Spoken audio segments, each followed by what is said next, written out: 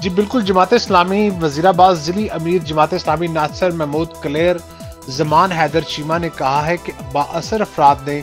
اپنے محسوس مفادات کے لیے گوادر حق دو تحریک کے قائد اور محنت کشوں کے ترجمان مولانا ہدایت الرحمان کو غیر قانونی طور پر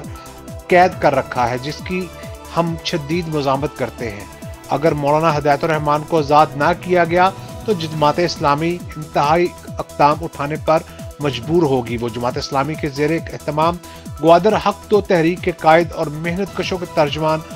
مولانا ہدایت الرحمان کی رہائی کے سلسلہ میں نکالی گئی ریلی سے خطاب کرتے ہوئے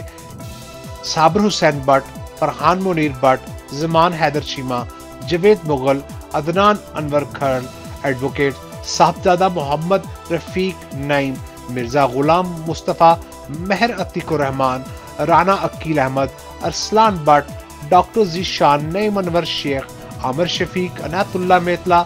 فیصل مجید سمیت متعدد ذمہ داران موجود تھے۔ حکومت ملک کی ترقی خوشحالی کے لیے اپنے ملک کے محنت کشوں کے لیے بہترین قوانین بنائے، جس سے صحت صحیح معنوں میں غیر طبقاتی نظام عدل نافذ ہو اور دولت کی منصفانہ تقسیم اور محنت کشوں کو زندہ رہنے کے لیے ان کو بنیادی حقوق مہیا کیے جائیں، اور حکومت پاکستان ہمارے ملک کے مزدوروں کی کم از کم ماہانہ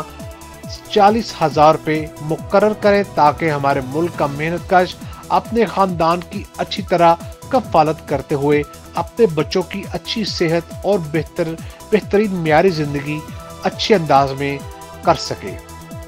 تب ہی یہ ملک ترقی خوشحالی کے مناظر طے کر سکے گا۔ انہوں نے کہا کہ گوادر والوں کی مطالبات تسلیم کر کے مولانا ہدایت الرحمان سیکرٹری جنرل بلوچستان پاکستان کو فوری رہا کیا جائے۔ بلاول بٹ، وزیر آباد۔